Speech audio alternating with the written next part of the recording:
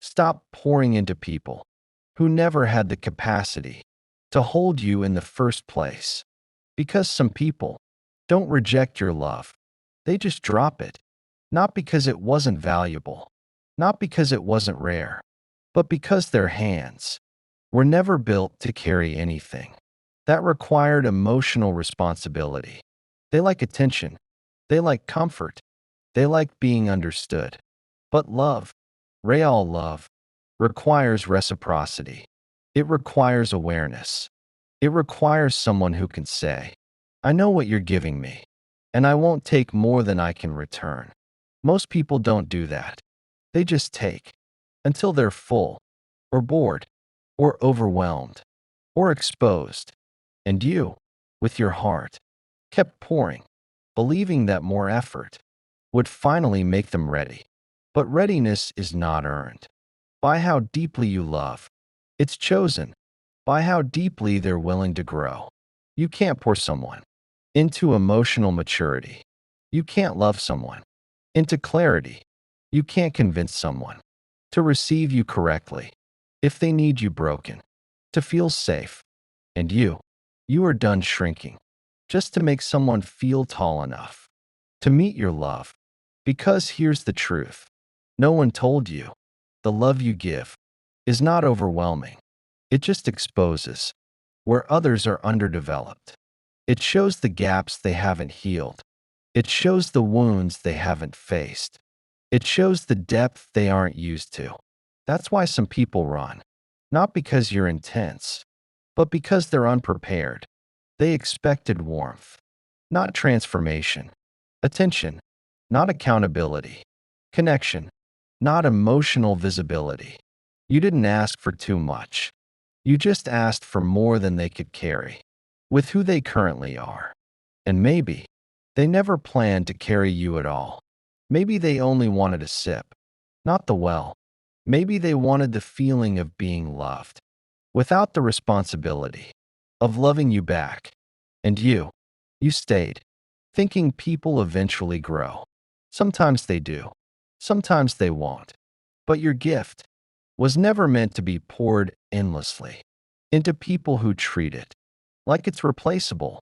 Not everyone deserves front row access to what took you years to cultivate inside. Your capacity is sacred. Your emotional depth is rare. Your ability to love is not a flaw. It's a calling. But even gold has to be protected because love is not charity and connection is not a favor. You deserve someone who doesn't just take, but honors the weight of what they receive. Someone who sees your heart, not as comfort, but as home. Someone who holds you like you're fragile and powerful. At the same time, someone who realizes that being loved by you is not normal. It's a responsibility. You deserve someone who can hold what you give without dropping pieces of you on the floor. You keep giving because that's who you are, not because they earn it, not because they reciprocate it, but because love, to you, is instinct. You see someone hurting, and your heart steps forward. Even when there's steps back, you pour into people, not to feel needed, but because caring feels natural. But here's the truth you've been avoiding. There is a difference between someone who needs healing and someone who needs attention. And you've met too many of the latter. People who love the comfort you provide, but not the accountability that comes with it. People who love receiving your energy, but never evolve enough to deserve its cost. People who don't want the responsibility of holding a heart like yours, yet still want the benefits of keeping it close. They want the emotional meal, without learning how to cook, the validation, without the vulnerability, the closeness, without the commitment. And you keep showing up, believing consistency will fix it, believing effort will inspire growth, believing love will be enough. But love is not enough when they don't know how to hold it. Some people don't lack feelings. They lack capacity, and capacity comes from childhood wounds, unresolved trauma, avoidant patterns, fear of intimacy, a nervous system trained to survive, not connect. You cannot fix those things by loving harder. You cannot rescue someone from an emotional structure they still believe protects them. Sometimes the way you love feels like danger to someone who only understands love as pain. That doesn't mean you're wrong. It means they're not ready. But here's the part that hurts the most. They'll take your love anyway. They'll drink from a cup they can't refill. They'll absorb your affection like a sponge, but never release enough of it back to water your own heart. You'll become depleted. They'll become dependent, and neither of you will grow because a relationship isn't balanced. When one person heals and the other hides, it's not connection. When you're always explaining and they're always withdrawing, it's not intimacy. If all the vulnerability comes from one side, people like you don't walk away because you stop caring. You walk away because you finally understand that caring alone cannot build a home. You can love someone deeply and still leave for your own sanity. You can miss someone and still choose yourself. You can want them to stay and still realize they're not capable of meeting you where you stand. That's not betrayal. That's wisdom. Because life will always return you to this one truth. You cannot teach someone emotional capacity at the expense of your own emotional well-being. Your heart is not a rehabilitation center. Your love is not a life support machine. Your energy is not an unlimited resource. And no matter how emotionally generous you are allowed to stop pouring. When someone keeps spilling, you deserve someone who doesn't just meet you halfway, but arrives with something to carry. Someone who doesn't see your love as a commodity, but as a privilege. Someone who doesn't cling to you only when they need stability, but stays present even when you need it back. Someone who can hold you the way you hold others, fully, bravely, responsibly, not out of obligation, but out of capacity. And here's what shifts.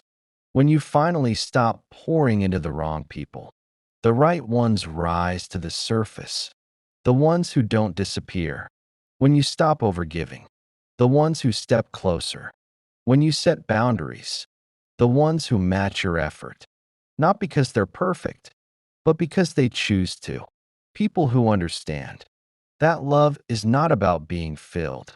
It's about holding space, reciprocating energy, and making room for each other's hearts. Stop being afraid that pulling back will make people leave. Let it. Anyone who only stays when you do the emotional labor for them was never staying for you, only for the benefits. If someone loves you, they won't just take what you give. They'll grow to meet you. They'll learn to hold you. They'll learn to show up for you the way you've shown up for everyone else. Not overnight, not perfectly, but intentionally. That's how you know it's real. Love isn't measured by how much you pour. It's measured by how much both hearts expand when they meet. And the moment you realize that, you stop begging people to stay. You stop overfunctioning. Stop performing emotional labor for two. Stop shrinking to make space for others. Instead, you choose differently. And that's when life sends you people who don't just receive you, they hold you. And the truth is, not everyone is built to carry the weight of your love. Not everyone has the emotional capacity to honor what you offer.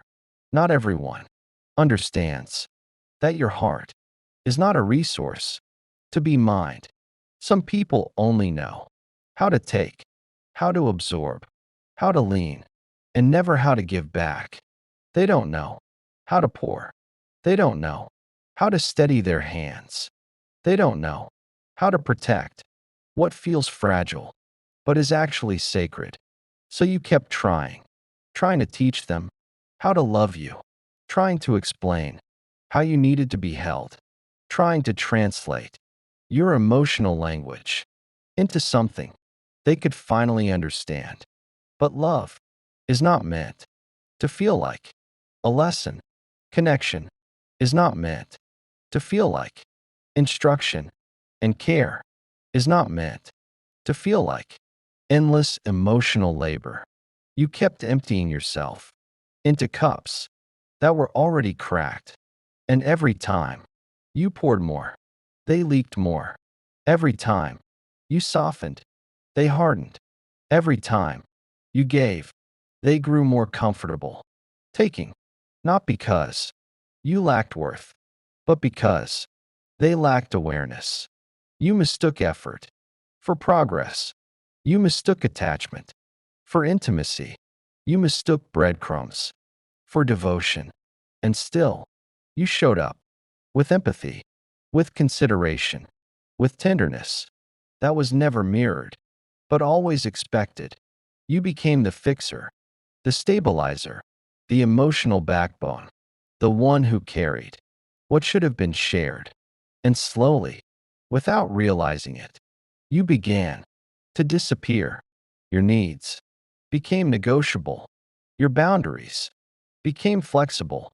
Your exhaustion became normal. You told yourself, this is love, that this is what being understanding looks like, that this is what commitment requires. But love is not martyrdom. Love is not self-erasure. Love is not the constant shrinking of your soul to make someone else feel powerful. You don't build connection by abandoning yourself.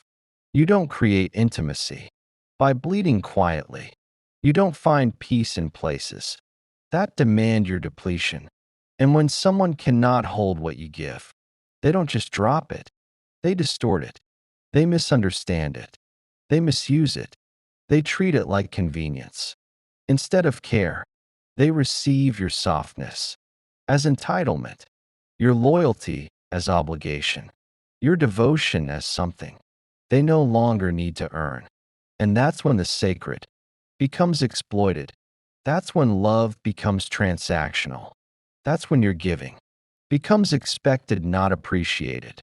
And still, you stayed, thinking if you just tried harder, loved deeper, explained better, they would finally see you. But you can't teach someone to value what they benefit from ignoring. You can't force someone to honor what doesn't challenge them.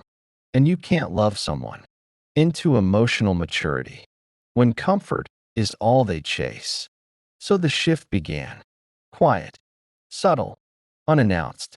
You started noticing how tired you felt after giving, how heavy it became to keep explaining your worth, how lonely it felt to love someone who never fully arrives.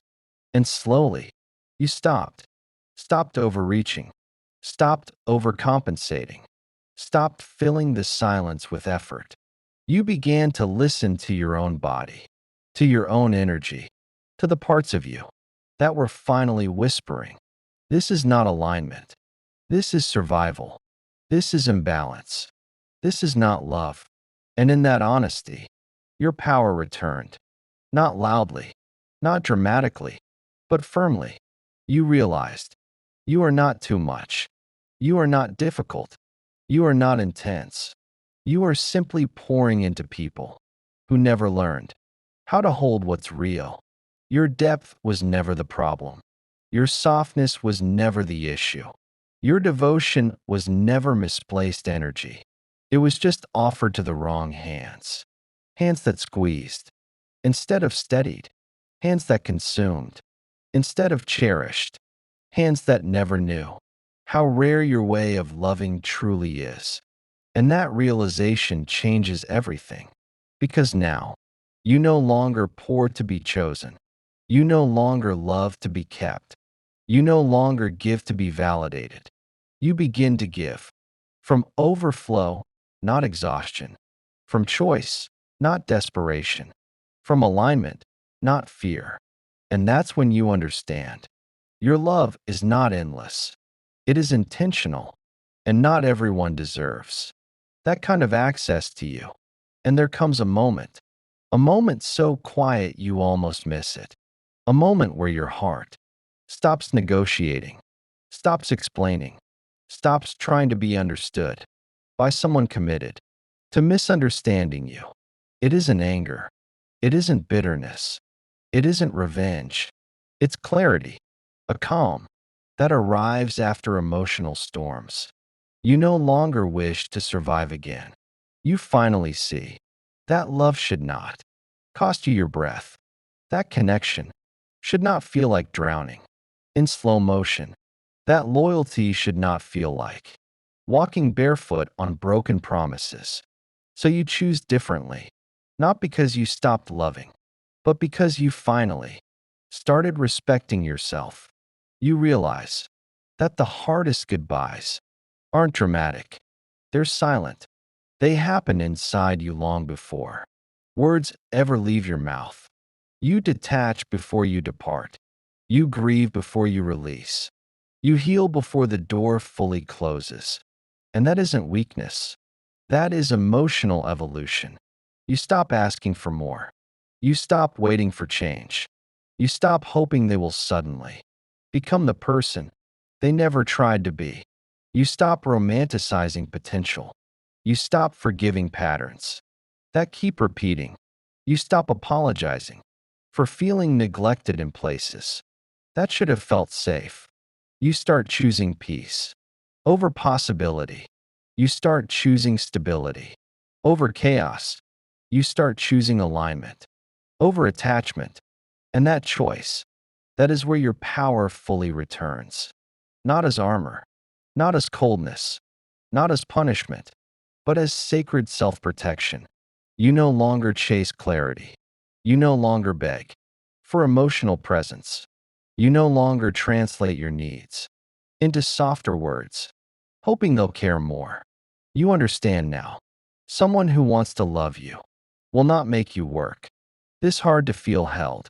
Someone who respects you will not make you shrink to fit their comfort. Someone who values you will not gamble with your heart. You begin to notice how peaceful life feels when you stop forcing connections that resist being real. How light your body feels when you're not constantly scanning for emotional consistency. How quiet your mind becomes when you stop analyzing every mixed signal. You begin to remember who you were before the confusion, before the overthinking, before the emotional starvation, before the constant self-doubt. You remember your laughter without tension, your voice without fear, your boundaries without apology, your worth without explanation. And slowly you bloom, not loudly, not performatively, but deeply. You start pouring back into yourself. You start giving your energy to what nourishes you. You start investing in relationships that feel reciprocal, not draining. And something shifts, not just in you, but in how others see you. The same people who took you for granted begin to notice your silence. The ones who were comfortable with your presence now feel the absence of your devotion. The ones who assumed you'd always be there start to feel the space you no longer fill. Because when you stop overgiving, you change the dynamic. You remove access. You remove emotional supply. You remove the version of you they thought would never leave. And this is when the irony appears. They start thinking of you. They start remembering. They start wondering, not because they evolved, but because your absence exposed what your presence once covered. You became a memory they can't escape, a standard they can't replicate, a softness they didn't know how to keep. And still, you no longer react. You no longer return out of guilt. You no longer reopen doors just because someone finally feels your loss. Because healing has taught you something important. Someone who truly loves you will not need your disappearance to realize your value. Someone who truly sees you will not wait until you are gone to finally look.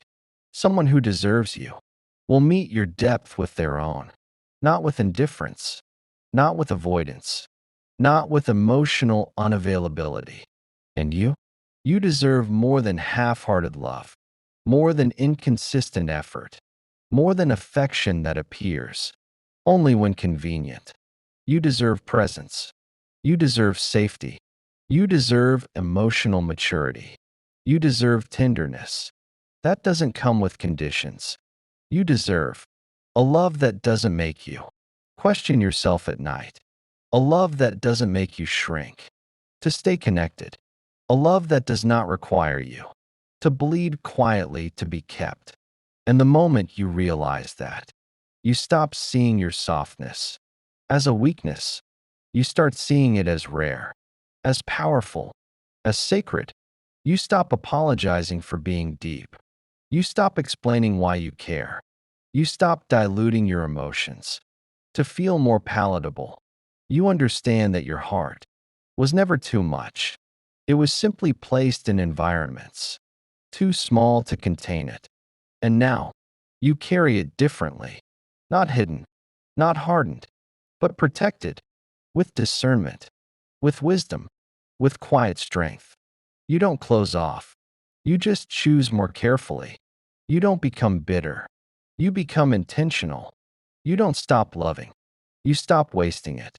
And that is the difference between trauma and transformation, between staying and evolving, between longing and liberation.